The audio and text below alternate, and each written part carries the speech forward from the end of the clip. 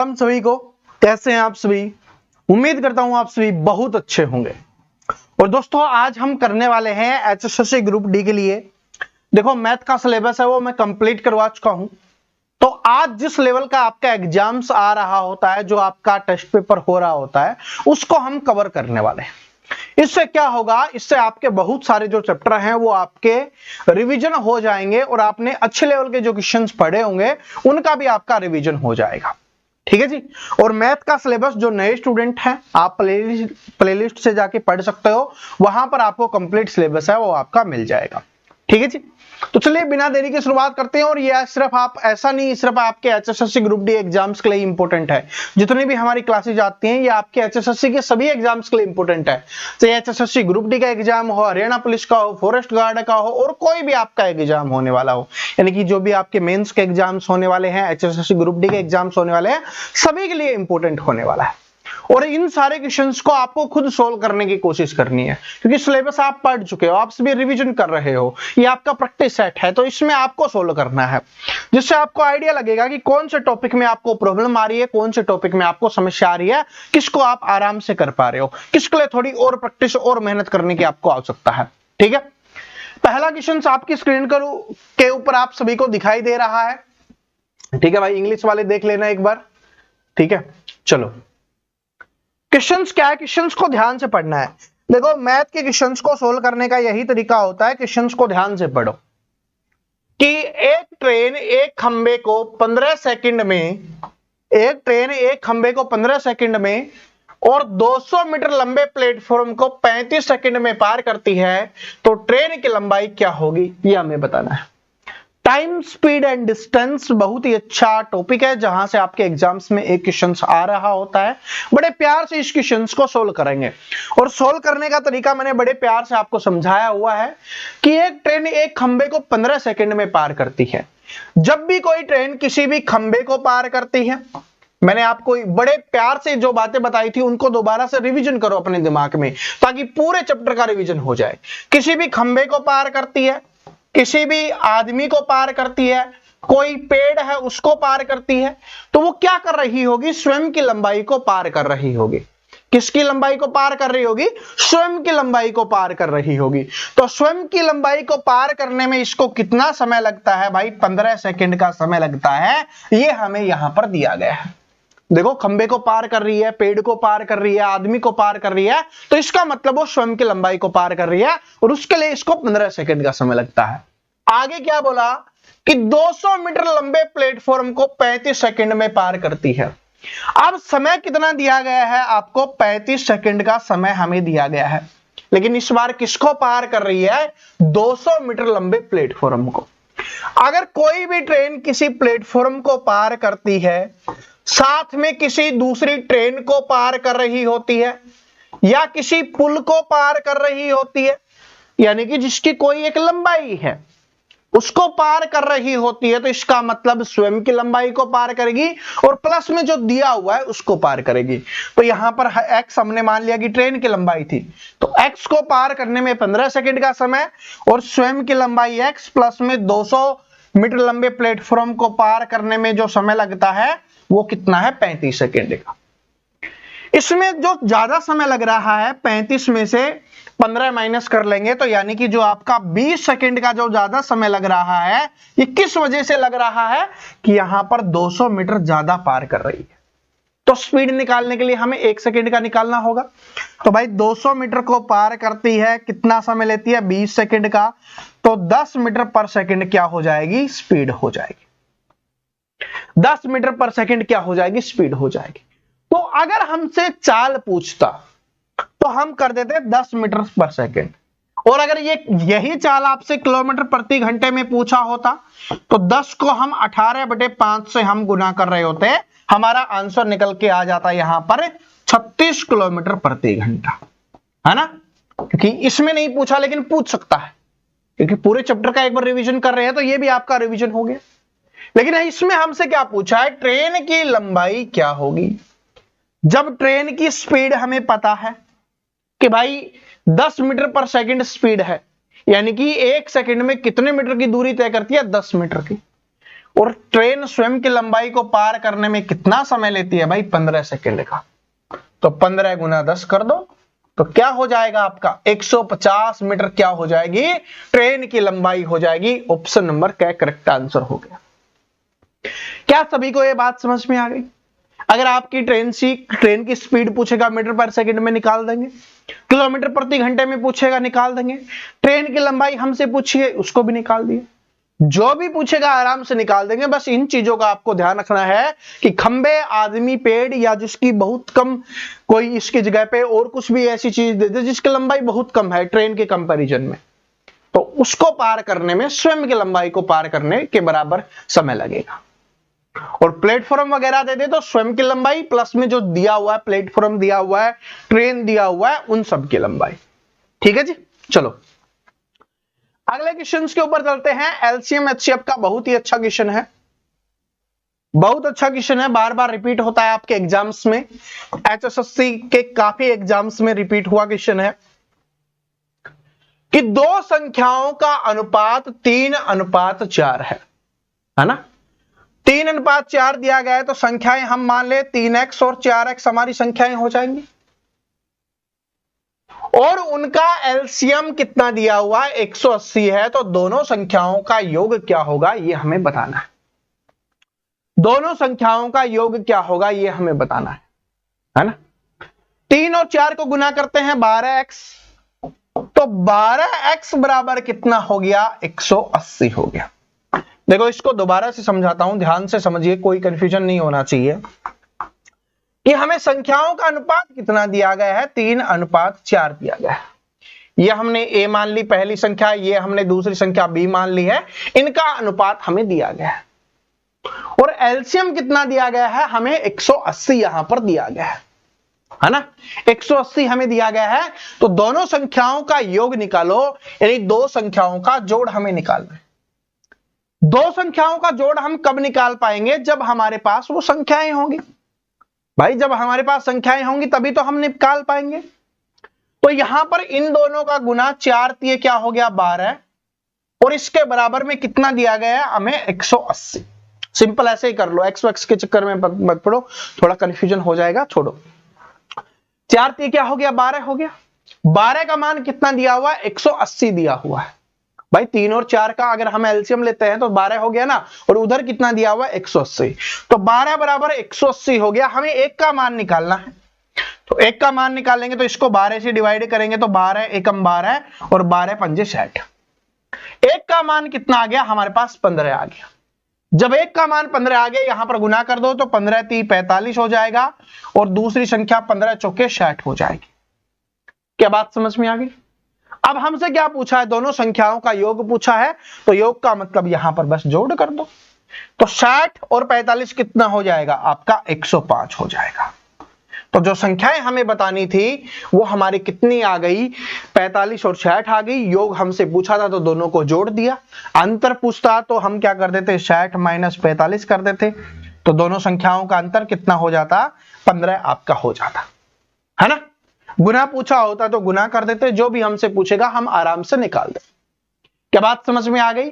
तो ऐसे अपने को करना है। ये इंपॉर्टेंट टॉपिक है आप सभी के लिए, और जिसने एलसीएम वाली क्लास नहीं देखी हुई तो देखोगे तो उसमें बहुत अच्छे प्रकार के क्वेश्चंस आपको देखने के लिए मिलेंगे। अब ये वाले क्वेश्चंस बहुत कम स्टूडेंट पढ़ते हैं, लेकिन मैंने पढ़ाया है क्योंकि मुझे पता है भाई आपके एग्जाम्स में आता है। और एचएसएससी के एग्जाम्स उठा के देखोगे, चाहे आप ग्रुप डी का उठा के देख लो, चाहे पुलिस का उठा के देख लो, या और एग्जाम्स उठा के देखोगे, ऐसे क्वेश्चंस आपको देखने के लिए मिलेंगे। और इसके लिए बिल्कुल सिंपल सा तरीका मैंने बता रखा है। इसमें देखो क्या है, क्वेश्चंस को देखिए कि x + 1/x का मान 3 है। हमें यह दिया गया है कि x + 1/x का मान हमें 3 दिया गया है, और हमसे पूछा है x³ प्लस में 1/x³ का मान कितना होगा। क्या बताया था? क्या फॉर्मूला बताया था आप सभी को कि a³ - 3a हमें करना है। a³ मतलब यहां पर जो दिया हुआ है उसका मान, तो यानी कि 3 दिया हुआ है तो 3 का क्यूब - 3 × 3। 3 का क्यूब कितना होता है? 3 का क्यूब 27, और माइनस में 9 करेंगे तो यहां पर 18 क्या हो जाएगा? हमारा आंसर हो जाएगा। और ये सेम क्वेश्चंस बहुत बार रिपीट हुआ है, सेम यहां पर 3 लिखा रहता है और क्यूब पूछता है और आंसर इसका 18 आ रहा होता है। प्लस था इसलिए माइनस किया, माइनस होता तो इधर क्या कर देते, प्लस कर देते। बस इतना डिफरेंस होता है, ये बात ध्यान रख लेना। इंपॉर्टेंट क्वेश्चन है, बहुत बार आपके एग्जाम्स में आया हुआ है। ठीक है जी, चलो समझ गए होगे वैसे, है ना। कर लोगे अब आराम से, याद कर लो। a क्यूब माइनस 3a पढ़ा रखा है वैसे, पूरा चैप्टर प्लेलिस्ट देखोगे तो पता चल जाएगा। स्क्वायर आपसे पूछता तो क्या करते, a क्यूब माइनस 2 हम कर रहे होते, सॉरी a स्क्वायर माइनस 2 हम कर रहे होते। ठीक है जी, चलो आगे बढ़ते हैं अगला क्वेश्चन। और जिसने इस क्वेश्चन को जल्दी कर लिया, इसका मतलब आप मैथ में बहुत ज्यादा मेहनत कर रहे हो, बहुत अच्छे से आप प्रैक्टिस कर रहे हो। ये सिर्फ आज वाली क्लास में क्वेश्चन ही नहीं है, ये समझ लो पूरे के पूरे मैथ का रिवीजन हो रहा है, और वो भी अच्छे क्वेश्चंस जो आपके एग्जाम्स में आपको देखने के लिए मिलेंगे। इनकी वैल्यू एग्जाम के समय समझ आती है, अभी हो सकता है समझ आए या ना आए। बहुत अच्छा लेवल का क्वेश्चन है, कम समय में निकालना सीखना है। देखिए क्या है कि एक दुकानदार एक वस्तु को 10% की हानि पर बेचता है, यानी कि कोई 100% की वस्तु है भाई, है ना। अपने आप में क्या होती है 100%। 10% की हानि में बेच रहा है, इसका मतलब कितने में बेच रहा है, 90% में, क्योंकि हानि होती है 100 में माइनस करके लिखते हैं, लाभ हो रहा होता है 100 में प्लस करके लिख रहे होते हैं, तो 90% में बेचता है। यदि उसने इसे 90 रुपए अधिक में बेचा होता तो 5% का लाभ होता, तो वस्तु का क्रय मूल्य क्या होगा। सबसे पहले इस वीडियो को रोकिए और इस क्वेश्चन को सोल्व करने की कोशिश कीजिए कि कितना समय लग रहा है, आप इसको सोल्व कर पा रहे हो या नहीं कर पा रहे। फिर आपको रियल वैल्यू पता चलेगी कि अभी तक आपने कितना मैथ पढ़ा है। ठीक है, क्योंकि पूरा पेपर भी आपको करना है, ऐसा नहीं कि मैथ क्वेश्चंस निकाल रहे हो और उसमें बहुत ज्यादा समय लग रहा है तो बाकी और क्वेश्चंस छूट जाएंगे, और सब्जेक्ट है वो छूट जाएंगे, तो कोई फायदा नहीं है ऐसा मैथ को आने का। हमें जल्दी भी निकालना है, हार्ड क्वेश्चंस है उनको जल्दी निकालना है, इजी है वो तो अपने आप ही निकल जाएंगे, है ना। चलो अब क्या बोला कि इसे 90 रुपए अधिक में बेचा होता तो 5% का लाभ होता। 5% का लाभ मतलब 100 + 5 करेंगे 105%। लेकिन ये 90 से 105 कब हो रहा है, जब इसको 90 रुपए अधिक में बेचा जा रहा है। कितने रुपए में, 90 रुपए अधिक प्लस करके बेचा जा रहा है, तब 105 हो रहा है। देखो हमें यह नहीं पता कितने में खरीदा, हमें यह नहीं पता कितने में बेचा, हमें यह भी नहीं पता कि बाद में कितने में बेचा, लेकिन सिर्फ हमें इतना पता है कि पहले 10% हानि पर बेचा, यानी कि 90% में बेचा, दोबारा हुआ 5% का लाभ हुआ 105 में बेचा है, लेकिन यहां पर क्या हुआ है 90 रुपए प्लस हुआ है, और यहां पर प्रतिशत में कितना प्लस हुआ है वो आप देख लो। कितना हो गया आपका यहां पर 15, यानी कि 15% ज्यादा हुआ। लेकिन ये 15% ज्यादा किसकी वजह से हुआ, 90 रुपए की वजह से। तो बस सिंपल सा हो गया कि 15% का मान कितना है, 90 रुपए है। 1% का मान निकालेंगे, बटे में 15 चला जाएगा।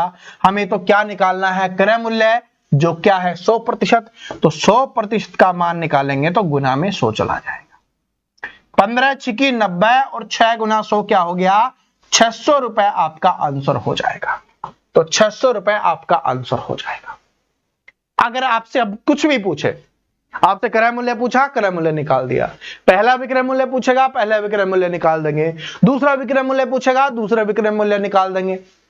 और पहले और दूसरे विक्रय मूल्य का अंतर भी आपसे पूछ सकता है, तो वो तो इसमें दिया ही हुआ है 90 रुपए।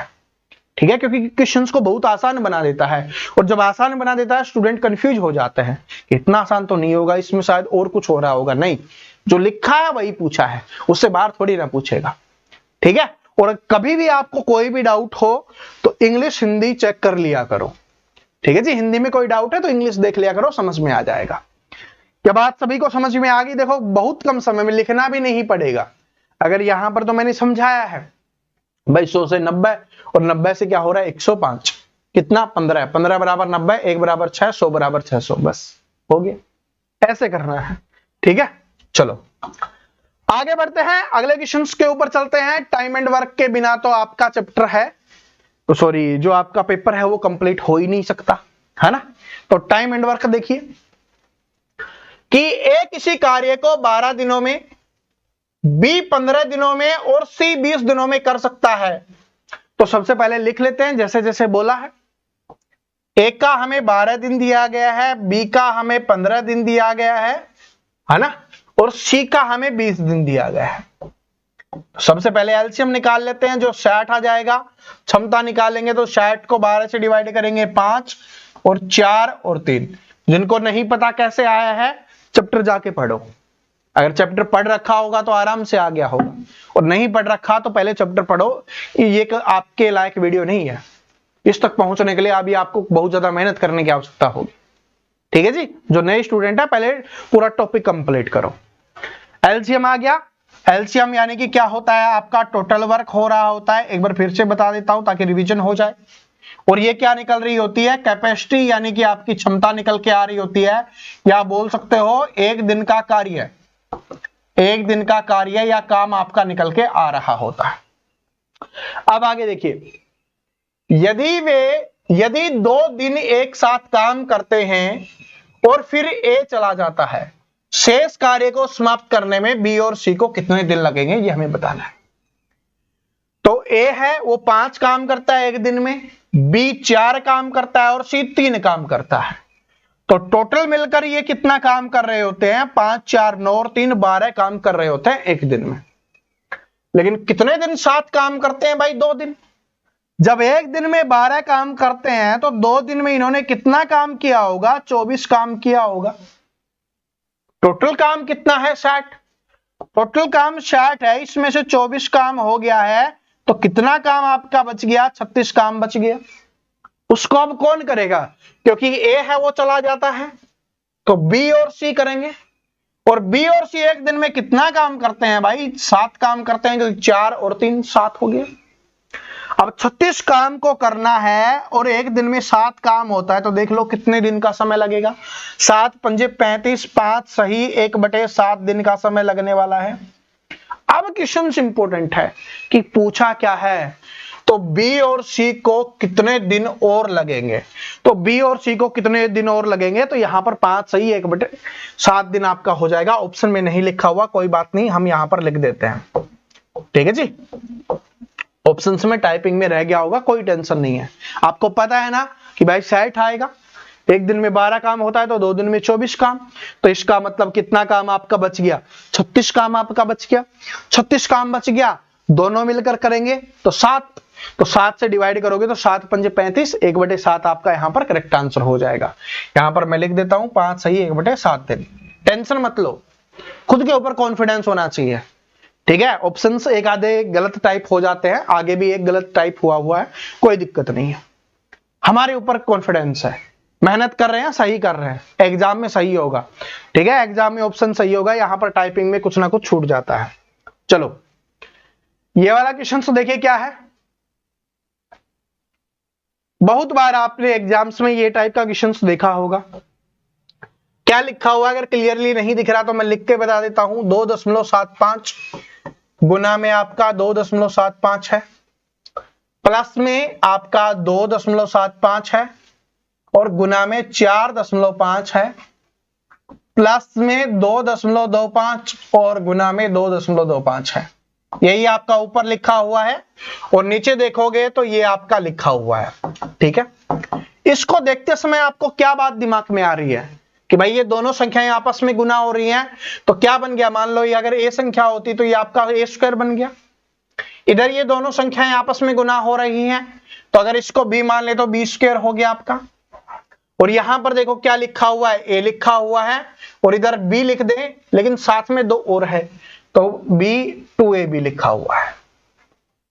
तो ऊपर क्या बन गया, ए स्क्वायर प्लस में 2ab प्लस में बी स्क्वायर। किसका फॉर्मूला है, ए स्क्वायर प्लस में बी स्क्वायर का।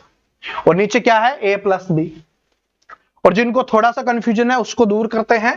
ये देखो ए तो ये लिखा हुआ है सेम टू सेम, अब बी आपको सेम टू सेम नहीं मिल रहा होगा, है ना, क्योंकि एग्जामिनर है भाई, यहां पर अलग से 2 गुना थोड़ी ना लिख के देगा। थोड़ा सा दिमाग तो आपको भी लगाना पड़ेगा कि भाई 2.25 है, इसको 2 से गुना करोगे तभी तो 4.50 आएगा। 0 लिखते नहीं है, लिखने की आवश्यकता नहीं है, तो 4.5 लिखा हुआ है। समझ में आ गया? तो इसलिए ऊपर क्या बन गया, a प्लस बी का स्क्वायर बन गया, और नीचे क्या बन गया, a प्लस बी, है ना? तो a प्लस बी से a प्लस बी एक कट जाएगा, a प्लस बी आपका आंसर हो जाएगा। तो a का मान कितना है आपका 2.75 और प्लस में 2.25, तो 2 और 2 4 और 0.75 और 0.25 1 बन जाएगा। तो इसका मतलब कितना आंसर हो गया आपका 5 आंसर हो गया। ठीक है जी, सभी को समझ में आ गया? ठीक है, आराम से कर लोगे। क्यूब वाले मैंने बहुत करवा दिए हैं, स्क्वायर वाला भी आपसे पूछता है तो स्क्वायर वाला भी आज वाली क्लास में कंप्लीट हो गया। ठीक है, आराम से कर लेना, बिल्कुल सिंपल है, सेम आएगा। क्यूब वाला होगा तो यहां पर संख्याएं 3 बार लिखी हुई होंगी, इधर भी आपकी संख्या 3 बार लिखी हुई होगी, नीचे भी इसी हिसाब से एडजस्ट करके सब कुछ दे रहा होगा, है ना? तो ऐसे अपने को करना है। चलो, अब साधारण ब्याज और चक्रवृद्धि ब्याज से क्वेश्चन आता है, और ये बहुत अच्छा क्वेश्चन है। वीडियो को रोक के सोल्व करने की कोशिश करो। अगर आपने इस क्वेश्चन को कर लिया, इसका मतलब है कि बहुत अच्छी मेहनत आप सभी ने कर रखी है। कीजिए भाई, कि किसी राशि पर 3 वर्ष के लिए 8% वार्षिक साधारण ब्याज की ब्याज और उसी राशि पर 2 वर्ष के लिए 10% वार्षिक चक्रवृद्धि ब्याज वार्षिक संयोजित होता है। 960 रुपए कम है तो राशि ज्ञात कीजिए। यानी कि भाई साधारण ब्याज ज्यादा है, चक्रवृद्धि ब्याज कम है, और कितना कम है, 960 है, तो राशि हमें ज्ञात करनी है। बताओ, कीजिए। बिल्कुल सिंपल वाले तरीके से करना है, जिससे कम से कम समय में हो। ठीक है जी, कम से कम समय में हो, तो आराम से करो। क्या बताया था? साधारण ब्याज का पहले सोल्व करते हैं कि भाई 8% वार्षिक है, तो इसका मतलब 1 साल में 8% ब्याज देना पड़ता है। 3 साल ब्याज दिया जा रहा है, तो इसका मतलब ब्याज कितना हो गया, 24%। तो साधारण ब्याज में ब्याज कितना मिलेगा, 24% मिलेगा। इतना क्लियर हो गया? अब चक्रवृद्धि ब्याज के ऊपर चलते हैं। 2 वर्ष के लिए है 10% वार्षिक, तो चक्रवृद्धि ब्याज में 2 वर्ष के लिए 10% वार्षिक क्या होता है? अरे बताया था, वैसे ही कर लो या डायरेक्ट भी कर सकते हो कि भाई पहले साल 10% मिला, दूसरे साल भी 10% मिला, लेकिन चक्रवृद्धि ब्याज में क्या होता है, पहले साल के ब्याज पर ब्याज, तो 10% का भी 10% हमें यहां पर मिल रहा होगा, और वो हो जाएगा आपका 1%। 10 का 10% कितना होता है, 1। अरे निकाल के देख लो, 10 का 10%, प्रतिशत हटाने के लिए बटे में 100, 2 0 से 2 0 कैंसिल, 1 आ गया ना। तो 10 और 10 20 और 1 21, तो इसका मतलब यहां पर ब्याज कितना मिल रहा है, 21%। और थोड़े स्मार्ट स्टूडेंट है, उनको ये करने की आवश्यकता नहीं है, उनको पता है कि 10 वाला कितना होता है, 21 होता है। एक बार मैं दोबारा से नोट करवा दूंगा, क्योंकि चैप्टर तो दोबारा से पढ़ाऊंगा। जैसे ही आपके फॉर्म स्टार्ट हो जाएंगे, पूरा मैं दोबारा पढ़ाऊंगा, टेंशन लेने की आवश्यकता नहीं है। अपनी उड़ान सीरीज की घोषणा कर रखी है ना मैंने, कि भाई मैथ दोबारा आएगा, तो आएगा, उसमें मैं आपको और अच्छे से याद करवा दूंगा कि 5 आ जाए तब क्या करना है, 10 करना है, 2 साल का, 3 साल का, सारे के सारे आपको बता दूंगा। ठीक है, अंतर कितने का आ रहा है, 3% का, और यहां पर अंतर कितने का दिया हुआ है, 960। तो 3% बराबर कितना हो गया, 960 हो गया। 1% का मान निकालेंगे तो बटे में 3 चला जाएगा, 3 3 9, 3 दूनी 6 और 0 आ गया, 320। 1 बराबर 320। हमें निकालना क्या है, राशि। तो राशि अपने आप में क्या होती है, 100%। तो 100% है तो 320 के आगे 2 0 लगा दो, 100 से गुना करेंगे तो 32,000 आपका आंसर हो जाएगा। यहां पर ऑप्शन में नहीं लिखा हुआ, मैं लिख देता हूं, ये 32,000 है। ठीक है जी, समझ में आ गया? ऐसे अपने को करना है। ठीक है, तो ऐसे अपने को करना आराम से कि भाई 3 साल का 24%, 2 साल का 21%, क्योंकि साधारण ब्याज होता तो 20% होता, लेकिन यहां पर क्या है, चक्रवृद्धि ब्याज है, तो पहले साल के ब्याज पर भी ब्याज मिलेगा, वो मैंने आपको यहां पर समझा दिया है।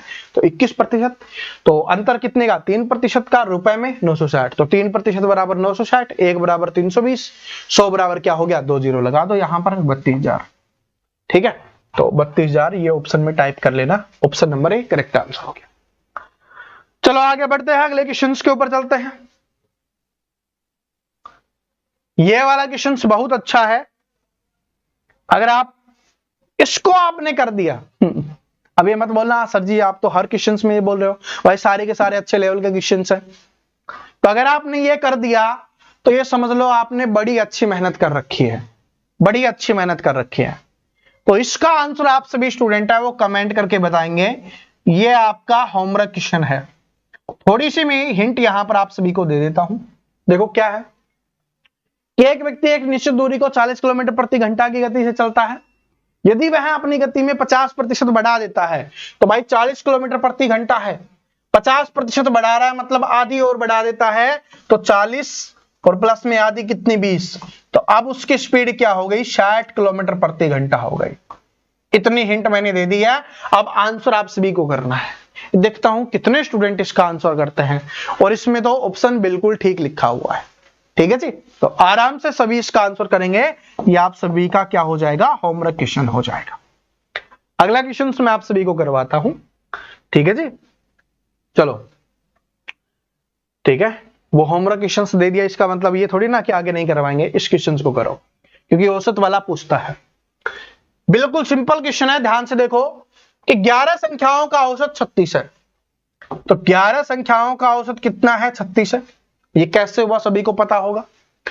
पहली 5 संख्याओं का औसत 32 है, तो पहली 5 का औसत कितना है आपका 32 है। अंतिम 5 का औसत 38 है, तो अंतिम 5 का कितना हो जाएगा 38 हो जाएगा। तो हमें छठी संख्या ज्ञात करनी है। तो सभी स्टूडेंट छठी संख्या का आंसर है वो कमेंट करके बताएंगे। ये दोनों के दोनों आपके लिए होमवर्क क्वेश्चन है। पूरा का पूरा सोल्व हो गया। इसको गुना करना है, इसको गुना करना है और इसको गुना करना है। ठीक है, और बाकी आपको पता ही होगा आगे क्या करना है। और नहीं पता तो औसत वाली क्लास आप सभी को देखना है। और कोई भी टॉपिक में प्रॉब्लम आई है तो मैं प्लेलिस्ट का लिंक डिस्क्रिप्शन में डाल रहा हूं, वहां पर आप क्लिक करके उस टॉपिक को देख लेना। अलजेब्रा में प्रॉब्लम है, अलजेब्रा देखना। टाइम स्पीड एंड डिस्टेंस में प्रॉब्लम है, उसको देखना। टाइम एंड वर्क में प्रॉब्लम है, उस चैप्टर को देख लेना, प्लेलिस्ट में मिल जाएगा। अगर आपको औसत में प्रॉब्लम आई है तो औसत वाले देख लेना। बिल्कुल सिंपल क्वेश्चन आपको लगने लग जाएंगे अगर आपने वो क्लास देख रखी होगी तो। ठीक है जी, तो और जो नए स्टूडेंट आए हैं भाई, चैनल को सब्सक्राइब करके बेल आइकन को प्रेस कर लेना। एचएसएससी के लिए ऐसी शानदार वीडियोज आपको यहाँ पर मिलते रहेंगे। फिर कल मिलते हैं 10 बजे ही अपने। ठीक है, और भाई अपने जीके के लिए तो आप सभी को पता ही है, शाम को 6 बजे मिलेंगे जीके साइंस वगैरह के लिए। ठीक है, तो हंसते रहिए, मुस्कुराते रहिए, पढ़ते रहिए। जय हिंद, जय हरियाणा, जय हरियाणवी। राम राम।